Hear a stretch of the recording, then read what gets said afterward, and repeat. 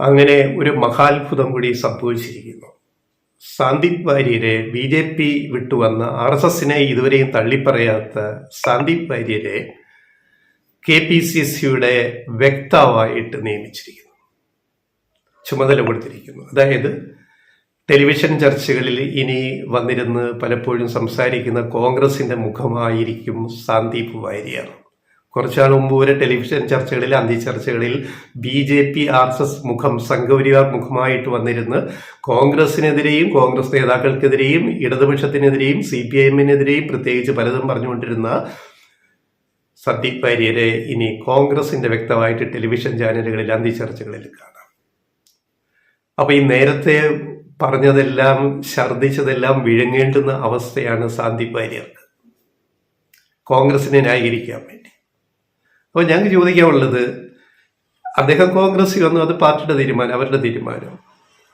അപ്പോൾ കോൺഗ്രസിൽ നിന്ന് ഈ ചർച്ചകളിൽ മീഡിയ വക്താവ് എന്നുള്ള റോളിൽ വരാൻ യോഗ്യതയുള്ള വേറെ ആരും ഇല്ലേ എന്നൊരു ചോദ്യം.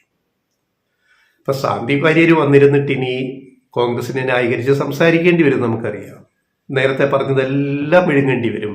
സംഘപരിവാറിന് അനുകൂലമായും മറ്റുള്ളവർക്കെതിരെയും കോൺഗ്രസിനെതിരെയും പ്രത്യേകിച്ച് പറഞ്ഞതെല്ലാം സന്ദീപ് വാര്യർ വിഴുങ്ങേണ്ടി വരും.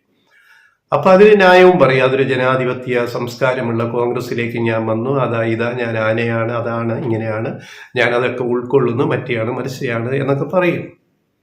പക്ഷെ കോൺഗ്രസിന് ഇതുകൊണ്ട് എന്താണ് നേട്ടമുണ്ടാകാൻ പോകുന്നത്?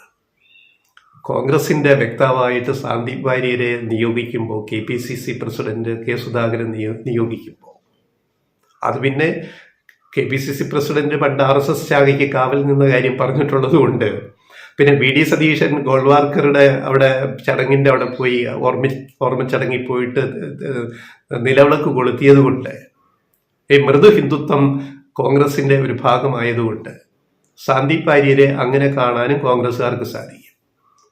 പക്ഷേ സാമാന്യ ജനത്തിന്, പൊതുസമൂഹത്തിന് കോൺഗ്രസ് നൽകുന്ന സന്ദേശം എന്താണ്? അതാണ് പ്രധാനപ്പെട്ട ചോദ്യം. ഇന്നലെ ഇങ്ങോട്ട് വന്ന കടുത്ത RSS പക്ഷപാതിയായ ഒരാളെ ഇന്ന് കോൺഗ്രസിന്റെ മുഖമായിട്ട് വ്യക്തമായിട്ട് അവതരിപ്പിക്കുമ്പോൾ ജനങ്ങൾ ഇത് കാണുന്നില്ലേ?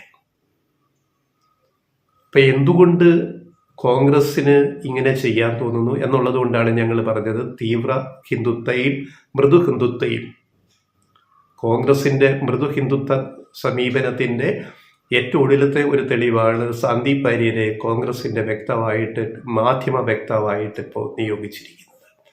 അതുകൊണ്ടാണ് ഞങ്ങൾ ചോദിച്ചത്, കോൺഗ്രസിൽ ഇതിന് പറ്റിയ വേറെ ആരുമില്ലേ എന്ന് ചോദിച്ചത്. തനി കോൺഗ്രസ് പാരമ്പര്യത്തിൽ കൂടെ വന്നിട്ട് മീഡിയയിൽ വന്നിരുന്നല്ലേ, ടെലിവിഷൻ ചർച്ചകളിൽ വന്നിരുന്നിട്ട് കോൺഗ്രസിന്റെ കാര്യം സംസാരിക്കാൻ പറ്റുന്ന ഒരാളും കേരളത്തിൽ ഇല്ലേ എന്ന് ചോദിക്കേണ്ടി വരുന്നത് അതുകൊണ്ടാണ്. എന്തായാലും സന്ദീപ് വാര്യർ പാലക്കാട്ടുകാരന്, മണ്ണാർക്കാട്ടുകാരന്, പാലക്കാട് ഉപതെരഞ്ഞെടുപ്പ് രാഷ്ട്രീയം അതെല്ലാം നമുക്കറിയാം. അവിടെ കോൺഗ്രസ് രാഹുൽ മാങ്കൂട്ടത്തിൽ ജയിച്ചു, BJP പരാജയപ്പെട്ടു. അതിലെ കുറച്ച് വോട്ടുകളൊക്കെ മാറ്റിമറിക്കാനും അയാളുടെ ജന്മനാട് കൂടി ആയതുകൊണ്ട് സന്ദീപ് വാര്യർക്ക് സാധിച്ചിട്ടുണ്ടാവാം. അതൊക്കെ ശരിയാണ്. കോൺഗ്രസ് അദ്ദേഹത്തിന് എന്തൊക്കെയോ ഉറപ്പ് കൊടുത്തതിന്റെ ഭാഗമായിട്ടാണ് ഇപ്പൊ അദ്ദേഹത്തെ പാർട്ടിയുടെ വക്താവായിട്ട് നിയോഗിച്ചിരിക്കുന്നത്. ഇനി വൈകാതെ അദ്ദേഹത്തെ KPCCയുടെ ജനറൽ സെക്രട്ടറിയോ ആക്കുമെന്നും കേൾക്കുന്നു റിപ്പോർട്ടുകളിലെ.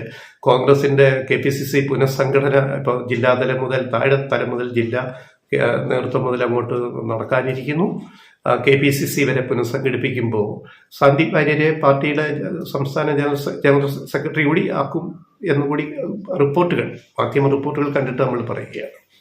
അപ്പോൾ ഇതിൻ്റെയൊക്കെ അർത്ഥം എന്ന് പറയുന്നത്, കേരളത്തിലെ ഈ രാഷ്ട്രീയത്തിലെ ഈ മാറ്റങ്ങൾ, അതായത് UDF അല്ലെങ്കിൽ പ്രത്യേകിച്ച് കോൺഗ്രസ് എങ്ങോട്ട് പോകുന്നു, ഈ കോൺഗ്രസിന്റെ ഈ പോക്കിൽ ലീഗിനൊന്നും പ്രതികരിക്കാനില്ല. UDFിലെ രണ്ടാമത്തെ വലിയ കക്ഷിയായ കോൺഗ്രസിലെ, UDFിൽ ഏറ്റവും ജനസ്വാധീനമുള്ള പാർട്ടിയായി എവിടെ പറയാമെന്ന് ലീഗിന് ഇതിനകത്ത് യാതൊരു അഭിപ്രായങ്ങളും പറയാനില്ല എന്നുകൂടി ഞങ്ങൾ ചോദിക്കുക.